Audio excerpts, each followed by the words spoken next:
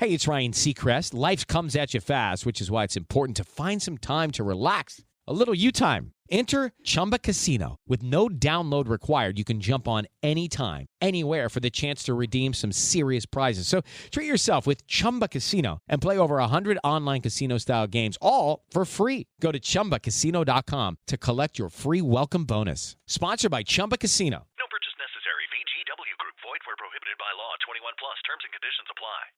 Welcome back to the Deep Dive. You sent us some news articles about, a drive-by shooting in Texarkana, Arkansas, and, well, you're looking to kind of get a deeper understanding of what happened, like, how could this happen in a place that's supposed to be safe?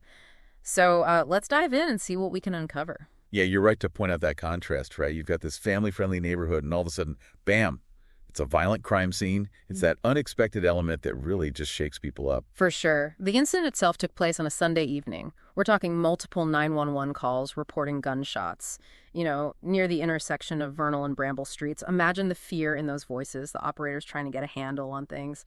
Police arrive, and it's just a chaotic scene. Spent shell casings are scattered all over the intersection. Like a sudden burst of violence. Life's normal, then suddenly chaos and potential tragedy. The articles mention a 26-year-old Tracy Davis. He arrived at the hospital with a gunshot wound to the head, critically injured, fighting for his life. It really brings home the human cost of gun violence. Tracy Davis isn't a statistic. He's a son, maybe a brother, a friend. His life hangs in the balance, and his loved ones are dealing with so much trauma. Exactly. It makes you realize this could happen to anyone. Anywhere. Yeah. It's that randomness that's so terrifying. And it makes you wonder what led to this. Drive-by shootings, they seem to come out of nowhere, but there has to be some kind of trail. That's the thing about these investigations. They get really interesting. See, drive-bys are notoriously difficult to solve. You have the element of surprise, the quick getaway. Gathering evidence is a real challenge for the police. They have to be meticulous. They're combing the scene, looking for anything. Fingerprints, tire tracks, really anything that could lead back to whoever did this. And of course, they're searching for witnesses, hoping someone saw something, even a tiny detail. Right, like those crime shows where they zoom in on a tiny fiber and it breaks the case wide open. But I wonder, are there any techniques specific to drive-by shootings? You've hit on something crucial. There's a whole area of forensic science dedicated to bullet trajectories. So by mapping the path of the bullets, investigators can sometimes determine the vehicle's position, maybe even the shooter's location, and the type of firearm used. It's like solving a puzzle using physics. Wow, I had no idea. That's incredible, the level of detail they can get to. But I'm thinking technology has to play a big role too, right? Surveillance footage and all that. Oh, absolutely. Cameras are everywhere these days. That's been a game changer. Investigators are carefully going through footage from traffic cameras, businesses, even doorbell cameras from the neighborhood, all to try and find any sign of that vehicle. I bet that's like finding a needle in a haystack. But I guess even a partial plate or a quick glimpse of the driver could be a big break in the case. You got it. It really shows how important community involvement is. Someone might have dash cam footage or maybe a security camera at their house that caught something crucial. Even the smallest detail can make a huge difference. Right, that sense of community must be crucial, especially in a close-knit place like this. The articles mention that residents are feeling a lot of fear, understandably. Of course. This shooting, it shattered the feeling of safety people had. Parents are having those tough conversations with their kids about staying safe. Neighbors are probably looking at each other differently now, with a mix of suspicion and fear. And it's not just feeling unsafe at the moment, it's the long-term impact. That can really affect the community. For sure. It might lead to less community engagement. People might not want their kids playing outside anymore or even going to events. It creates an atmosphere of fear that's hard to shake off. It almost feels like Texarkana is a microcosm of the bigger issue of gun violence in America. These tragedies keep happening. It's hard to even grasp it all. I think you're right to make that connection. The details are different each time, but there are these recurring themes. Easy access to guns, differences in socioeconomic status, and the way violence is portrayed in the media. Yeah, it's a tangled web of problems. But before we go too far down that national conversation, I want to come back to Texarkana specifically. You mentioned socioeconomic differences. What makes them relevant here? It's a key question. It's too early to know the motives behind this particular shooting, but studies consistently show a link between poverty, the lack of opportunity, and higher rates of violent crime. So we need to consider Texarkana's economic situation and see if there are any underlying factors that might have contributed to this. So it's not just about what happened during the shooting, but the bigger picture, the context. Right. Things like unemployment rates, access to education and job training, and what social services are available, they all play a role in creating an environment where crime might be more likely to occur. So let's dig into that a bit. What do we know about Texarkana, economically speaking? What's the community like where this happened? Well, Texarkana is an interesting place. It sits right on the border of Arkansas and Texas, so you've got this unique blend of influences and, challenges. Poverty rates are higher than the national average there, and that often means strained resources, limited opportunities, especially for young people. So you're saying some residents might feel stuck, like they don't have many options for a better future. I can see how that could lead to frustration, despair, maybe even violence. It's complex, for sure. But there's research from Harvard, actually. Their Inequality and Social Policy Institute, they've done studies that show a direct connection between economic inequality and higher rates of violent crime. When people feel hopeless, they're more likely to make bad choices, desperate choices. It's just sad to think someone might resort to violence because they feel like there's no other way out. But I imagine it can also breed resentment, anger towards those who seem to have it easier. Right, that's another factor. Resentment that can be aimed at society in general, or maybe at certain groups seen as more privileged. It's something we see in gang violence. It often comes from feelings of being pushed aside, feeling powerless. So maybe this shooting in Texarkana, it's a symptom of these deeper issues, things that are bubbling under the surface. It's not just about this one event, but about fixing the root causes. Exactly. And that brings us to a crucial question. What can we do?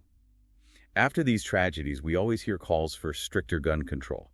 And that's an important debate, no doubt, but it's crucial to understand it's only one piece of a much bigger solution. So limiting access to firearms, that's not going to solve the whole problem. We need to address why people turn to violence in the first place. Right. It has to be a multifaceted approach. Mm-hmm. It's like a doctor treating a patient. You wouldn't just address the symptoms. You'd want to diagnose the actual illness, I see what you mean.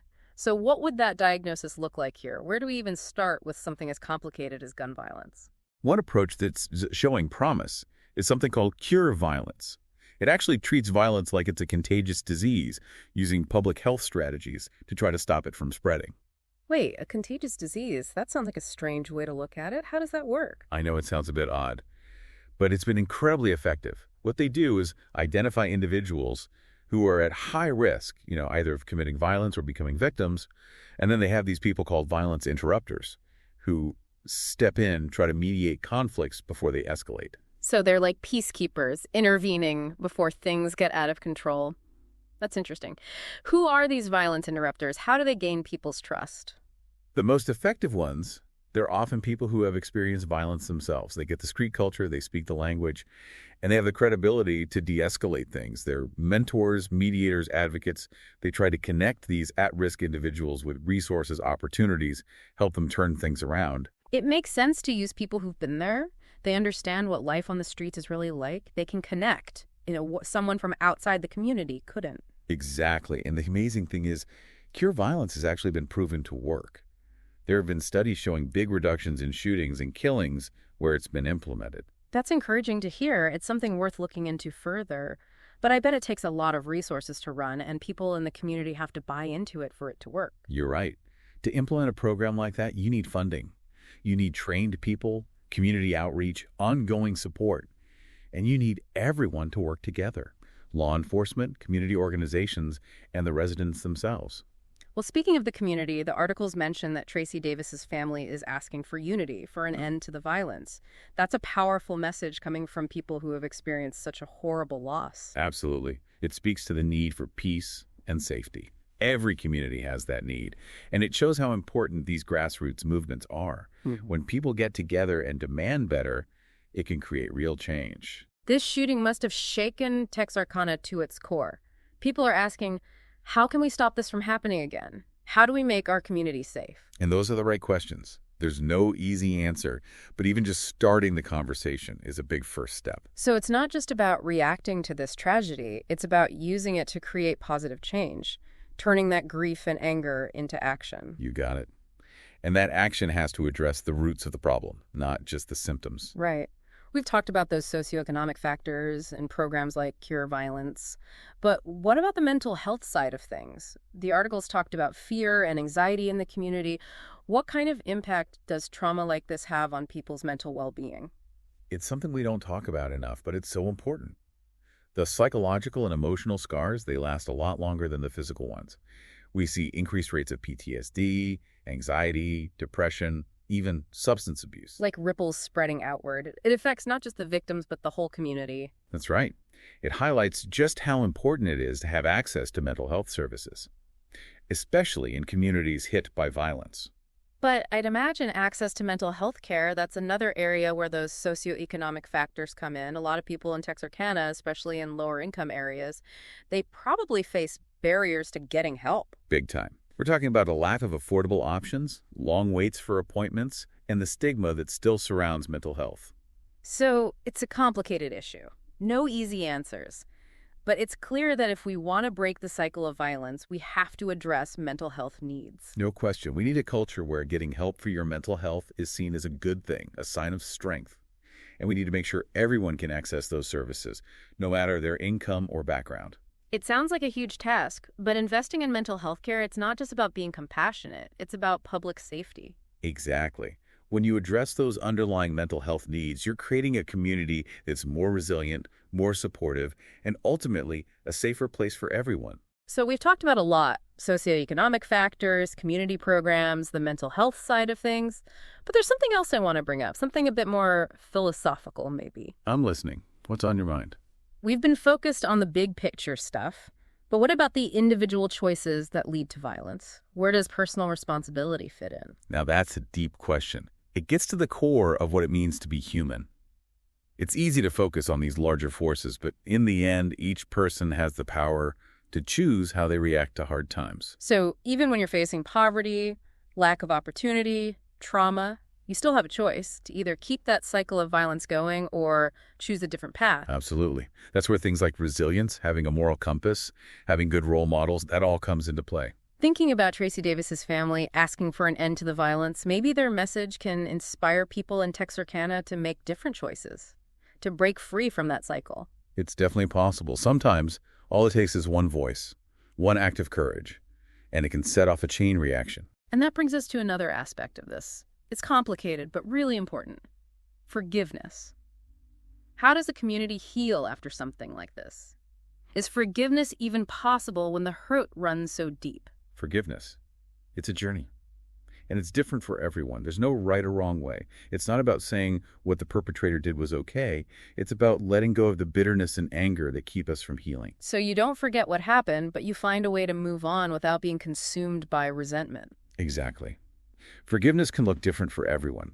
Maybe it's the victim and the offender having a conversation. Maybe it's the whole community coming together to reconcile. Or maybe it's just a shift in how you see things inside yourself. It sounds like a long and hard road, but in the end, it's necessary for healing, both individually and for the community. It is, and there are things that can help. Counseling that understands trauma, restorative justice programs, support groups. So even after something so awful, there's still hope for healing and reconciliation. It shows how strong the human spirit really is. Yeah. It reminds us that even in the darkness, there's always some light. There are people out there working to make things better, to help people understand each other, to build a more peaceful world. And speaking of making a difference, I'd love to hear about the work being done on the ground in Texarkana. Are there any groups or initiatives that are tackling these issues head on? That's a great question. It takes us right to the heart of what can be done locally to create lasting change. There are some initiatives that are really encouraging, and they might spark some ideas for what other communities can do too. There are. It's easy to get overwhelmed thinking about these big issues, but seeing people out there on the ground making a real difference, it gives you hope. It really does. So what's happening in Texarkana that makes you feel hopeful? Well, one organization that really stands out is the Texarkana Resources for Youth program. They're doing amazing work, especially with young people. They've got these mentorship programs, after-school activities, and job training, all aimed at helping kids avoid the things that can lead to violence. That's so important, giving them a sense of purpose, a place to belong, showing them there's another way besides the streets. Exactly. And it's not just about the kids themselves. They work with families, too. Parenting classes, support systems, really trying to strengthen that family unit. That's great. They're looking at the whole picture, understanding that a strong family is so important for kids. It creates a stable, loving environment. Right. Another group that's doing great work is Partners in Prevention. They're all about community outreach and education. They're really trying to change the attitudes and behaviors that contribute to violence. So they're addressing those deeper cultural things we talked about, like how violence becomes normalized, the lack of conflict resolution skills. You got it. They have workshops on things like how to resolve conflicts peacefully, anger management, building healthy relationships. And it's for everyone, teenagers, parents, community leaders. Giving people the tools to break those cycles of aggression and build a more peaceful community. All right. And they also do a lot with bystander intervention, teaching people how to step in safely when they see a situation that could turn violent. I love that. It's like everyone's taking responsibility for each other's safety. People feel like they can speak up and say, hey, this isn't right. Exactly. Yeah. Shifting from it's not my problem to we're all in this together. It reminds you that change doesn't have to come from the government or some huge program. It can start with individuals, making different choices every day. That's such an important point. We all have the power to be part of the solution. Even small acts of kindness, being compassionate, having the courage to do the right thing, it can make a difference. Speaking of small acts, I was reading about this group of artists in Texarkana. They organized a mural project after the shooting. They got young people involved, painting murals all over the neighborhood, promoting peace and unity. Oh, that's a great example of how art can be used for healing. It gives young people a way to express themselves, to be creative, and it helps them reclaim their community. It's a beautiful thing. It's a powerful message of hope. It shows that something good can come out of even the darkest times. And it reminds us that we need to support creative outlets for young people, especially in communities that have been through something like this. Give them spaces to express themselves, build relationships, a way to escape the negative things on the streets. And investing in things like parks, libraries, community centers, safe, positive places for everyone. Creating a community where young people feel valued, supported, like they can make good choices. Well, we've covered a lot today. Gun violence, the role of poverty and opportunity, community programs, mental health, forgiveness, and what individuals can do. It's been a tough conversation, but also hopeful. We've seen how destructive violence is, but also how resilient people are and how dedicated people are to making things better. Definitely both sides of the coin. What stands out to you the most? Honestly, it's those local initiatives that really give me hope. Seeing people out there every day working so hard to make a difference in their community, it's inspiring. I agree. It's those grassroots efforts that really drive change. It shows that no matter how big the problem seems, we can make a difference. One person, one action, one community at a time. So to our listener who sent in these articles about Texarkana, I hope this deep dive has helped you understand this complicated issue a little better. It's a conversation we need to keep having in Texarkana and everywhere. It's easy to feel helpless when you see these things happening, but remember, every voice, every action counts. What can you do in your own community to build peace, promote understanding, and support people affected by violence? That's the question we should all be asking ourselves. Powerful words to end on. Thank you for joining us on this deep dive. Until next time, stay curious, stay engaged, and stay hopeful. Today is your lucky day. Today is the day that our $3 website works for you, paying you directly to your PayPal daily. Imagine $3 ongoing continuous payments to your PayPal account. Imagine falling asleep and waking up to $300 in your PayPal account. How would this make you feel? How could this help you? What bills could you pay? What kind of fun could you have? What does that retirement look like now? All for a one-time payment of $3. This website is DFY done for you, fully built and completely hosted, and never stops collecting payments for you. You have spent $3 on coffee on a regular, but that coffee won't help you create multiple streams of income. Click the link below.